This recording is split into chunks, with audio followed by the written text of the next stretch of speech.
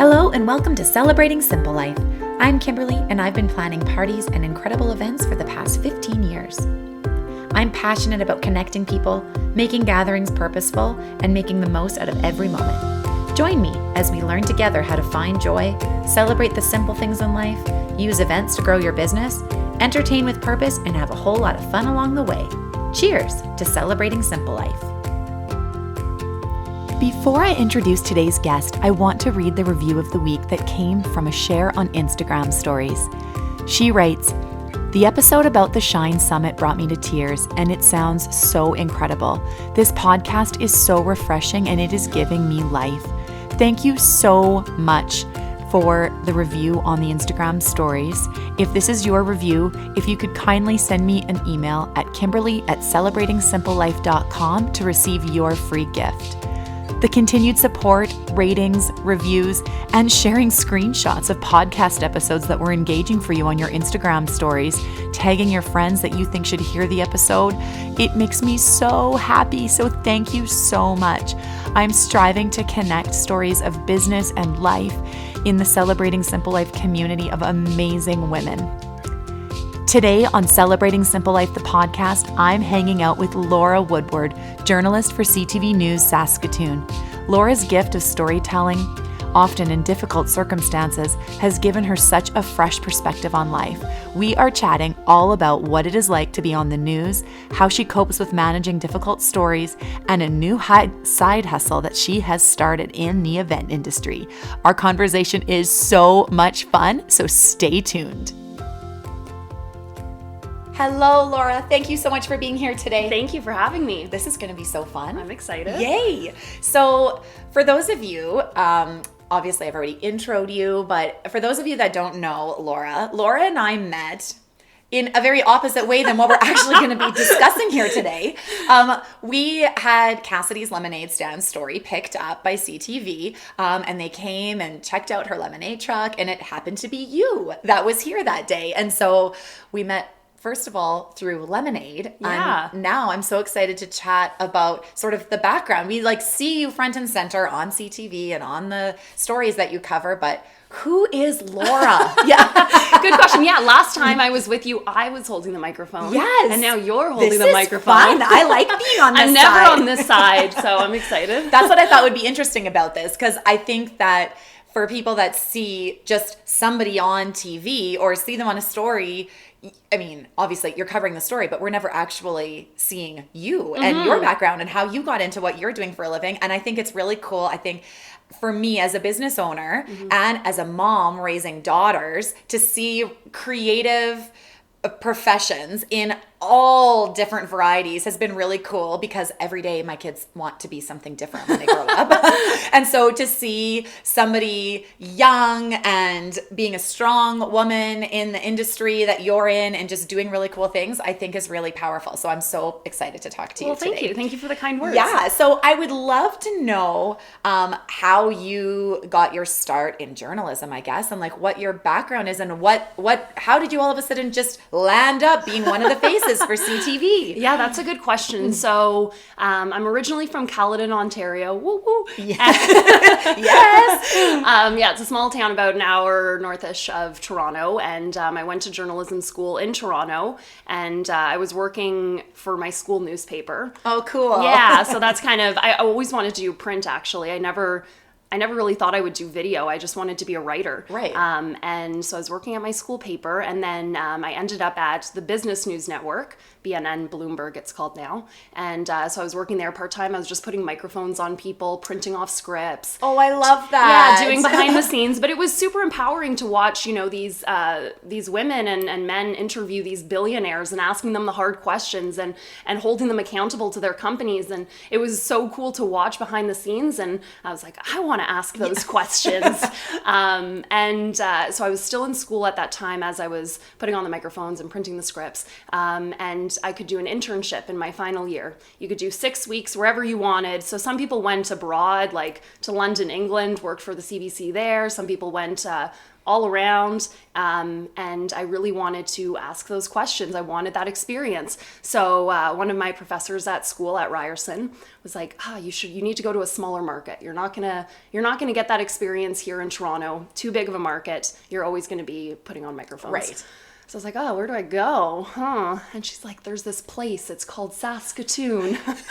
You might never have heard of it in your entire life. So, Dad's center in the map of Canada. Right. I'm like, okay, going to Saskatoon. She's like, yeah, just go there 6 weeks, get your experience, make a demo reel, and maybe you'll come back to Toronto. I was like, okay. So that was my plan. I interviewed with CTV Saskatoon. It was a good fit. They're like, yep, you can start in March, 6 weeks. Great. I got here. I was gung-ho. I was like, gotta make that demo.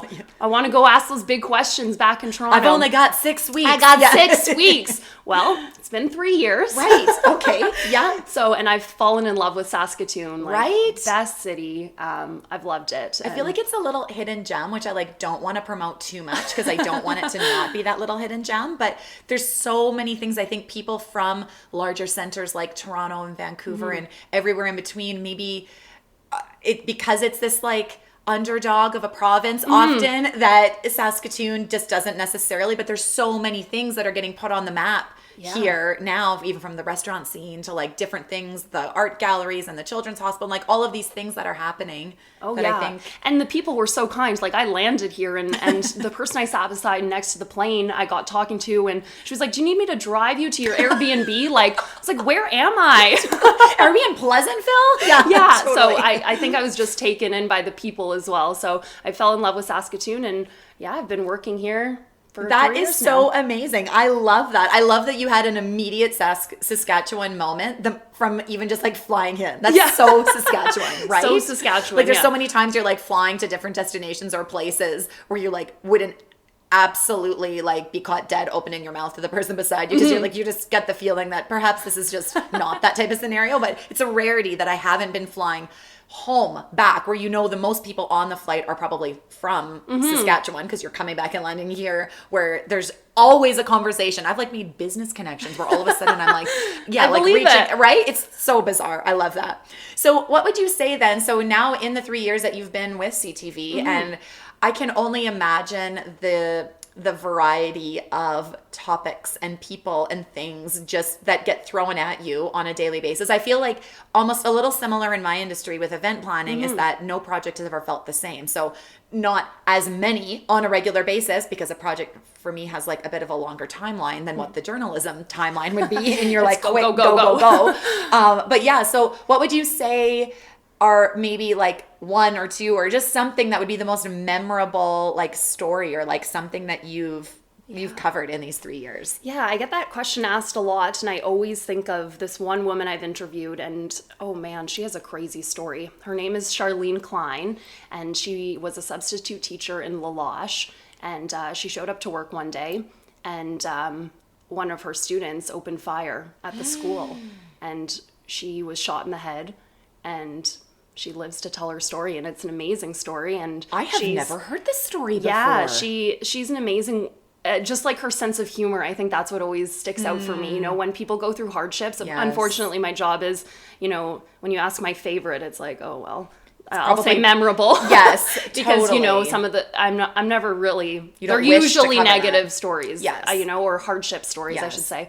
And her story, I think she just handles it with so much sense of humor, and she's nearly fully blind now, but and she lives to tell the tale. And she showed up to work one day, and that's what happened. And to hear her story, and I'm so grateful for the people, even you just open up and you tell your story. And again, they're not easy stories to tell. Often I'm in someone's living room and they're just crying and we have a camera rolling, and it's not an easy task. And I'm grateful every time.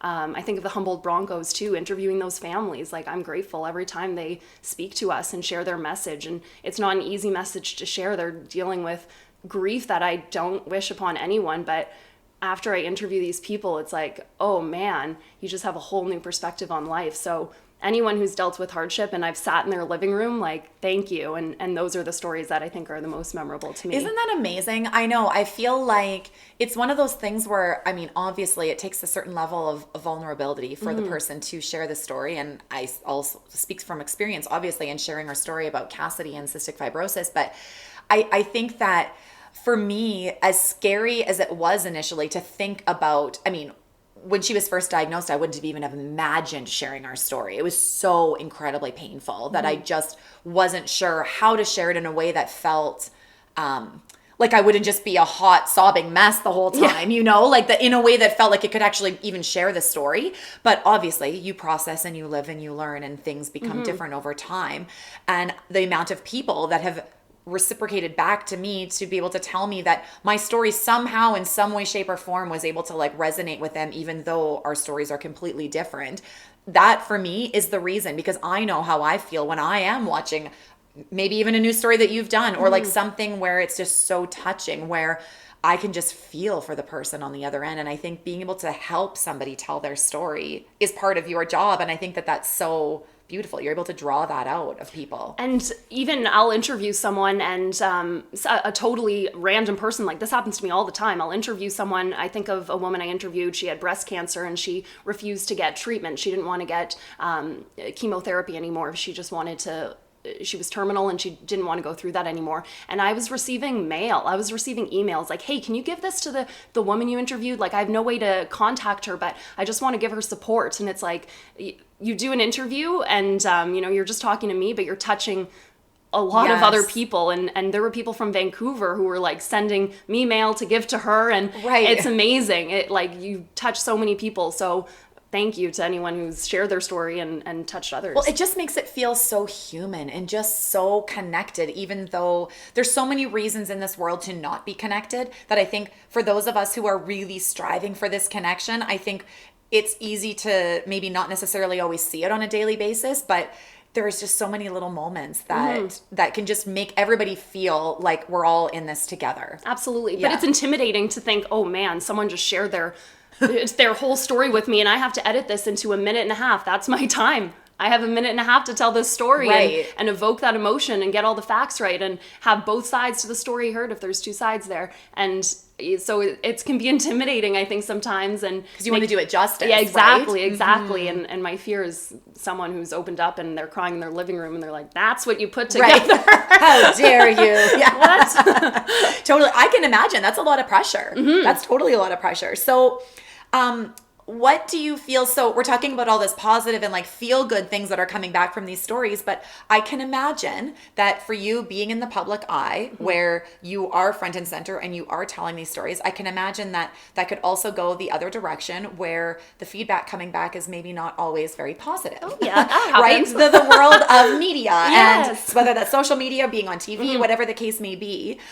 So what do you do, or is this something that I guess within the industry or even just within your colleagues at CTV, what do you do to protect yourself from the comments and the feedback that maybe isn't even coming from a good place from the people that are saying it, or it's something that's maybe just touched something in them that maybe obviously was unintentional, but it's just kind of brought things to the surface and they feel the need to let everybody know what their feedback is about it. I think especially when I cover politics, you're being too liberal, and then the other people, you're being too conservative, So I think politics especially, I'm so cautious, making sure every side has, as I was speaking about, you have a minute and a half, and making sure each politician on each side has the same amount of time in their equal seconds, seriously though, and just making sure the story's accurate. I mean, there are people who message me and say, I don't like the color of your blouse, or your hair is weird. How dare you wear that today? I know, and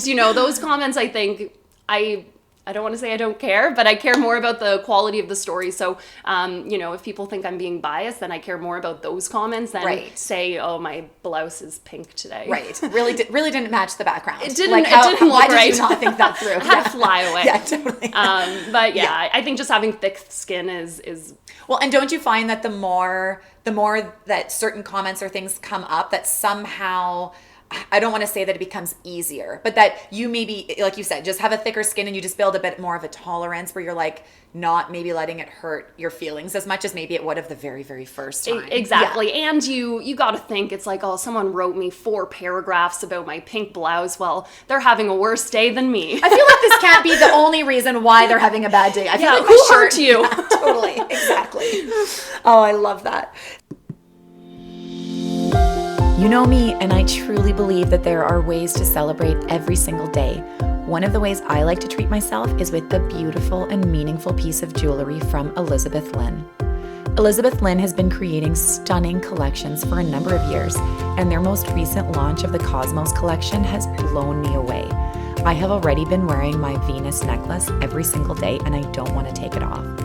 The delicate layering pieces within all of her collections all seamlessly work together to make each piece timeless. Elizabeth Lynn is the kind of company that you just feel good supporting, because once you do, you are part of the family forever. From necklaces, bracelets, earrings, these pieces can go from day-to-day wear to a night out with your girlfriends perfectly. Each piece is handmade with love by designer and owner Megan Hammond. She is a one-of-a-kind kind of gal, just like her collection, and trust me on this one, you want to know her and become a part of the Elizabeth Lynn tribe. You can find all of her beautiful collections online at elizabethlynn.ca, as well as in a variety of retail stores across Saskatchewan. She ships her beautiful pieces all over the world, and now is the perfect time to peruse all of the beautiful products just in time for Christmas shopping. Treat yourself or someone who means the world to you by giving them a timeless piece, locally created and made with the utmost care. And as a value member of the Celebrating Simple Life community, get this, you get an exclusive code to receive 15% off your entire order. 15% off your entire order, ladies. You can get a jump start on your holiday shopping by clicking over to elizabethlynn.ca and use the code CELEBRATE15 at checkout to receive your discount. That's elizabethlynn.ca and use the code CELEBRATE15 because today is a great day to celebrate.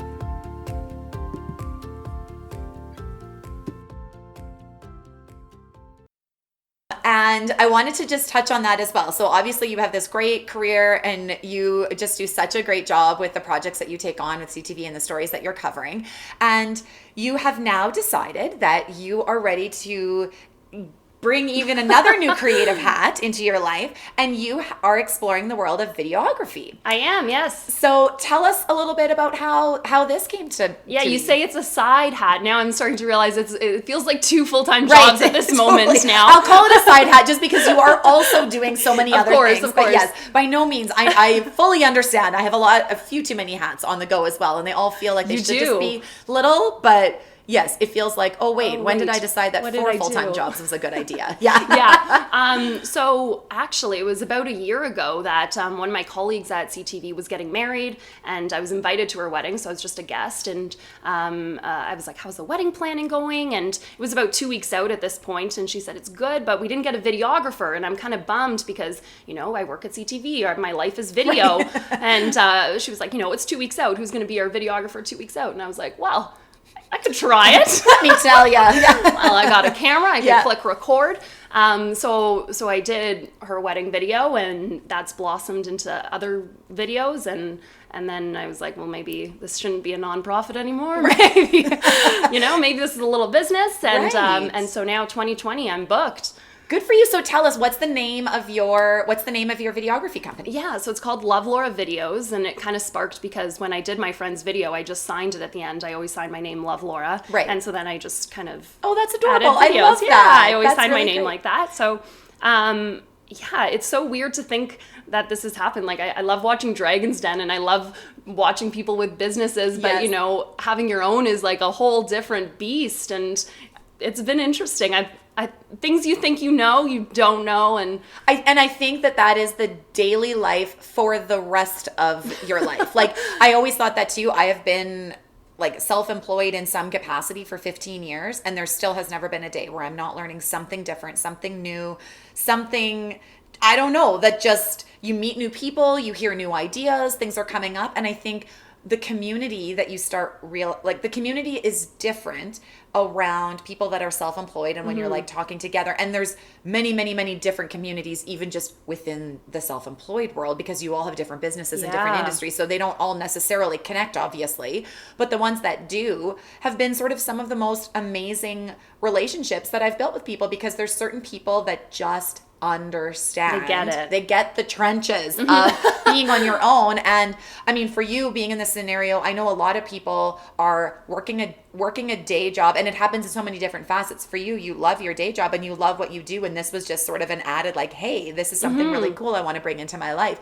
Some people are trying to remove themselves from their day job and be like, how do I get this side business, quote unquote, to turn into my day Full-time, job? And then when it's there, you're like, oh wow, this is scary. Maybe this isn't what I should have been doing. Yeah. I think the good thing about this side hustle is that there's so much overlap, right? It seems so different, wedding videography or event videography and the news, right? It seems so different, but oftentimes I am filming my own stories for CTV. Oftentimes, actually all the time, I'm editing my story for it. So, shooting video and editing aren't things that are out of my realm. And then I was thinking about it more and more. I'm like, it's just a story. Like, it's a love story though, So I'm telling these stories that maybe are more serious. Like I talked about the woman and the Broncos families. Like, these are more serious stories, and they're different stories, but at the same time, there's a narrative and there's a lot of overlap, and it gives me a similar kind of rush. I think like getting that first kiss shot is similar to, if someone's exiting court, and I don't know, that might sound twisted. No, I totally understand what you're saying. And the beauty of it is you don't have to edit down to 90 seconds. Exactly. Yeah. So I have way more creative freedom, and I can use cool edits, and I can make it more beautiful. Whereas, news is shot. So it gives me more creative freedom in that sense. Absolutely. I love that. That is so great. So what would you say? So for listeners that are listening, wherever they're listening right now, at home, in their car, driving around, what would you say to them? Like, for those that do have an idea of something that maybe feels like they just really want to explore as a business, like such as yourself, where you're busy, you're working full time. Like, it's not like you just were twiddling your thumbs, like wondering what to do next, obviously. But yet we're able to come up with this idea, and now being fully booked for 2020.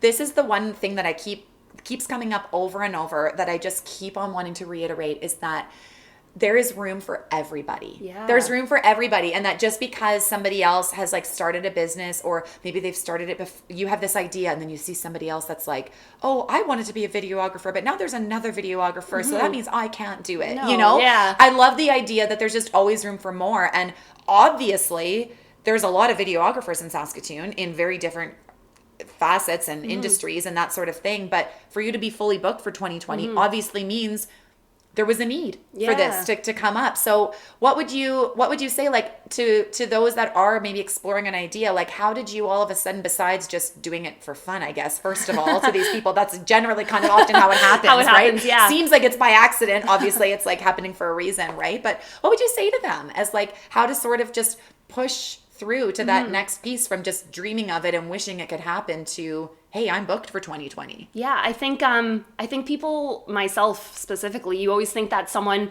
out there is better than you, so you can't do it, right? Like, all I do is watch wedding videos. People are like, did you watch this on Netflix? I'm like, no, all I watch is wedding videos.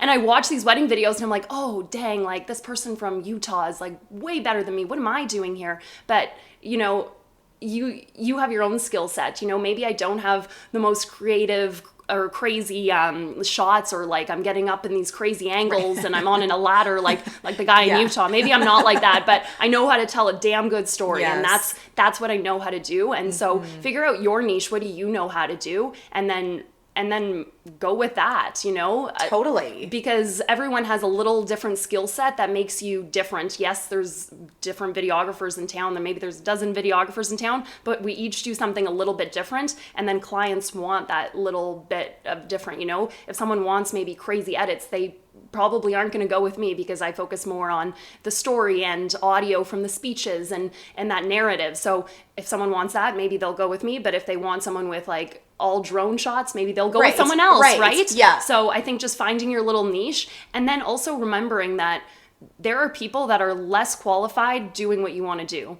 you know? Totally. That's a great piece of advice. I like that you say that, because I feel like everybody has their own options. Like, nobody's being forced to choose anything for whatever event they want to do. They can pick. There's tons of event planners. There are tons of photographers, tons of florists, tons of like every facet of event, videographers. Totally. But yeah, it's about sort of not feeling that imposter syndrome that you kind of described of like, oh, I'm just looking at everyone else's and being like, oh, I'm not worthy. They booked you because they like what they saw. They weren't just rolling the dice. Yeah. Most likely they've either attended a wedding that you've been doing video at, or they've seen one of the videos or something. And that, I think even as women, is hard to just accept that people are actually like really wanting what you're doing, rather than just keeping on telling yourself, oh, I'm not good enough, or do they really want my services? Yeah, they booked you. Especially in the creative field, as you mentioned, you know, it's like, oh, you're really putting yourself out there. It's like, I made this thing, like, oh God. Yeah, You're sharing it on Facebook, like, oh, I don't want to look. And it can be intimidating, but yeah, just being confident and knowing that there are people that, you know, maybe you're better in your little niche out there, so just go for it and see if it works. Totally. Well, and I often think, this has crossed my mind many times, I feel like for people that are in the public eye, so even for you being on CTV News here in Saskatoon, all the way to Madonna, Justin Timberlake, people that are like celebrities at an international You're level. You're comparing me to Madonna? Yes. Oh, no. No, but do you know what I mean? Like, yeah. I often look at that and I think that it's really easy. And I think I've even talked about this on the show before, where it's really easy to look at anybody that's in the public eye, does not matter at what level, and just assume that they are the most confident person in the world and they never have doubts about themselves, because obviously they're out there front and center and it must not be any big deal. But I look at people that have been artists in some fashion, whether it be in the music industry or actors or whatever, for however many years, and the confidence and the vulnerability that it takes to put out a movie, to put out a new song, to have written music and to record their song and putting it out there, rather than just looking at it as like, oh, their life must be so magical, like being a celebrity. I have never, ever heard of anybody in the public eye who has not worked their butt off their whole entire life and did not start by being Insta famous. Like, it just was something that they really had to put their heart and soul into and work harder than they've probably ever imagined they would work in their entire life to get to the level that they were able to get at. But I would imagine it's still scary putting something out there that everybody in the world is listening to. And I can only imagine the negative feedback they're getting on a daily basis, even though a lot of us are just seeing the like fireworks and the stars and the, oh, it must be nice to be a celebrity. I just feel like that would be a lot of pressure. And I think about that sometimes, just even in the industry that I'm in, where I'm like, they have to put one leg into their pants and one foot into their shoe, just like anybody else. And they're willing to just pound the pavement every single day to like put themselves out there. And they had to grow a business too. Yeah, exactly. And it's a huge business and it's self-promotion. And that's right. And that's scary, self-promoting. Like, I feel like, I mean, you're in front of the camera on a CTV basis, which also has this level of vulnerability where you want to make sure you're doing due justice to the stories. But now, even being behind the camera, you want to do due justice for the people that are your clients whose love story you get to tell. Exactly. And it's like the best gift.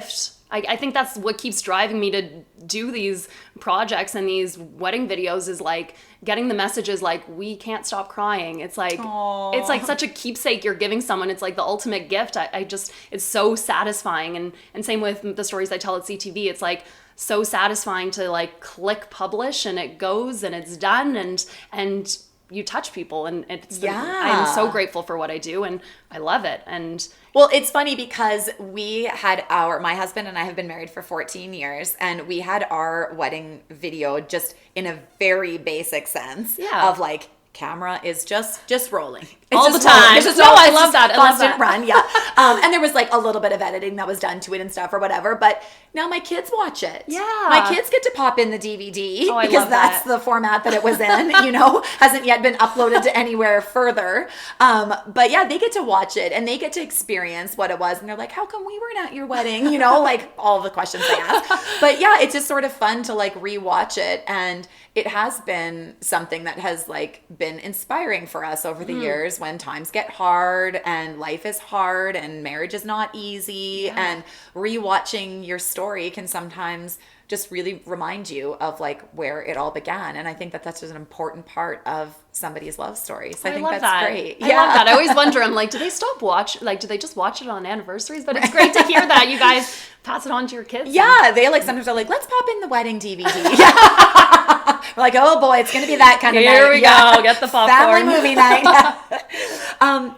So what would you say, so I know you've only been doing this for a short period of time, but what would you say are sort of some of the most memorable moments that you've sort of been able to witness at these weddings as you're filming? Do you find that, are you behind the camera and feeling like you're in journalism mode, or can you actually sort of still be present and feel like you can really be a part of what's happening in the moment of like these first kisses and first dances and them seeing each other for the first time and all of the feels that everybody likes from these things? What would you say is the part that is your most favorite part of it? I cry like probably every time behind the camera. Just hear you weeping in like, your edits. Like the mother of the bride's not even crying, I'm crying. I'm like, I don't know these people. I definitely am such a softie. That's probably why I do this the most. But part of me has a bit of journalism mode. Like when I'm hearing the vows and the groom says something, I'm like, yes, that's going in there. Like right. I can almost hear it. You're like editing in your mind. Honestly, I'm like, yep, clip. I'm like, in, out. Yes, I hear that. But there's moments that I've like picked up on because I'm editing the footage over and over. Like I see their day more than I'm analyzing it, probably more than anyone, because I'm watching it over and over again. Right. And there's like key moments that I love so much. Like, of course, the groom seeing the bride for the first time. Like, I have chills. I'll cry right now. I love that part. And there's just like a moment of, I think, either the parents of the groom or the parents of the bride. Every single wedding I've done, there's always a moment where the father or the mother kind of breaks down and the other one picks the other one back up. I see it often in the speech. The father of the bride will be breaking down, but then the mother will like pick up the speech where he left off because he doesn't have words anymore and he's crying, so the mother will start reading his part. And watching that moment of the parents kind of being emotional, it's a little snippet that I never noticed in weddings before, but as I watch it, just watching the parents build each other back up in this emotional moment. You almost get to be like an outsider looking in, right? Like you almost get to be like the fly on the wall that's like looking at it from all angles. When I felt when I watched my wedding video for the first time, I felt like I was experiencing my wedding for the first time because it was such an out of body experience on the day of that. I think that it's so cool to be able to look back on like, oh, that happened? Yeah. And like, I don't know, even years later then being like analyzing everybody. Oh, like what were they wearing to the wedding? Yeah. Now like a time period has passed. So it's like awesome to look back and see like the hairstyles and like not that it was like that long ago, but 14 years, things have changed and evolved. Yes, in style. So that's awesome. So one of the things that I really love to do to wrap up the interview is I like to hear details even more specific to just like your personal life. Nothing really to do with your business and just what's going on, because I think it's really fun to, again, pretend to be your fly on the wall and like, what does Laura do in a day, okay. right? Oh, dear. So what would be one thing for you that sets the tone for your day? Do you do something like habitual in the morning every day that's like, okay, now it's time to like get the day ready, or do you just like wake up and go? I really wish, Kimberly, that I could tell you that I do meditation for 14 hour minutes. Of yoga, yeah. And then I make a smoothie bowl and then I journal. Like, I just want to get my ass in clothes and out the door. Just a miracle if that happens. Yeah. So we're just grateful for that. Yeah, so my ritual is clicking snooze. Okay. You're a snoozer. I'm a snoozer. But coffee, definitely need that coffee. That's good, because that leads me to my next question. What is your coffee order? Okay. What do you drink? You guys are going to judge me, but I drink instant coffee. That is awesome. I have never had anyone answer that before. That is awesome. Okay, but I make it. I feel the night before? Yeah. No. I make it with a lot of milk, so it's like, it's just, okay, people think it's disgusting, but I love it. But it's a pretend latte. Yeah, so it's instant coffee with a lot of milk. But, okay, to be fair, the instant coffee is like espresso instant coffee, if that makes sense. Oh yeah, definitely. It's a little more classy. That classes it up for sure. Oh, I love that. So yeah, makeshift latte. Final answer. I'll be honest. I do have a jar of instant coffee that my husband like sneaks into the back of our like coffee tea cabinet, because There has been a rare occasion where all of a sudden we look in our espresso machine and the beans are gone and nobody has gone to buy new beans. And so then out of desperation. See, it's your desperation. It's my reality. It's your reality. So like, we'll see what we can do. I feel like maybe there could be like something on your Christmas wish list that might be added. But I love it. See, everyone's like, I have a spare coffee maker. We don't use. I'm like, but I love it, you guys. And I like that you own it. I like that you own it. It's good. Yeah, good for you. Well, you know what? You learned something new about her today, you guys. Don't bring her a nice fresh pressed latte from somewhere amazing. I don't want it. No, she wants her Insta. So when you're out and about, obviously your days probably look different every day with like the things that probably some similarities, but when you're going to different places and different projects out and about, what is one thing that you like for sure always have in your purse? I was going to say tampon.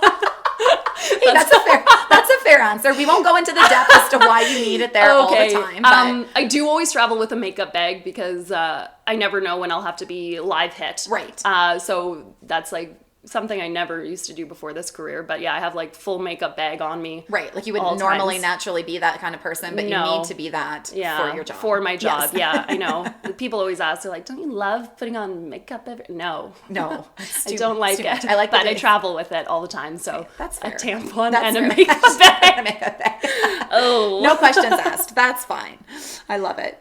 So for the busyness of life, and obviously everybody these days seems to be wearing a lot of hats, lots on the go. Doesn't matter what age and stage of life you're in, there's just a lot on the go. And so what do you find for yourself that you do to help protect your mental health, for self-care, for those types of things that can just make you feel rejuvenated after having emotional days and emotional stories, and you're busy and working, and what do you either do for fun, or how do you take care of you? That's a really good question. I think I'm always plugged in, right? Like I'm always reading the news. I always want to know what's going on. So turning off my phone. Right.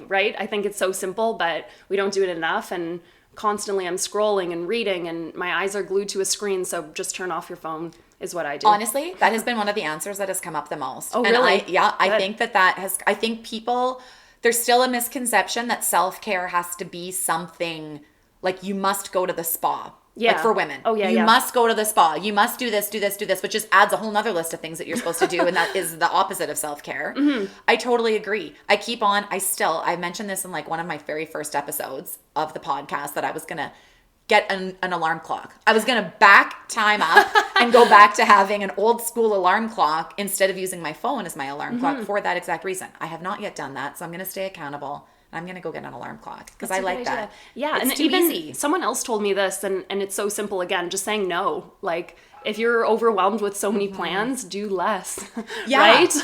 Yeah, totally. Well, and the quote that has come up, I've read this I think this was in one of the Rachel Hollis, I don't know if you follow her on Instagram at all, but read one of her books, and she said something about how saying yes to something is saying no to something else. Oh, that's a good point. So you don't have to think of saying no. A no doesn't have to be a no. You're really just saying no to something so you can say yes to something else. And you have to make sure that it's the right yes. Yes. It's not, if I say yes to a project, that right away means I am saying no to my family, which has to have the ebb and flow. Yeah. Obviously, that's the way that works. You're always saying yes and no throughout the day to certain things because you're trying to build your life and your schedule and the way that it's supposed to be. But if I was saying yes to every single project that crossed my desk, I would literally need to be saying no to my children and my husband all the time, which isn't where my priorities lie. So that's kind of like the ebb and the flow of it. And I just thought that was like a really neat way of looking at it. That's really interesting. Yeah, thanks for sharing that. Yeah. That's really interesting. I think she even said something about how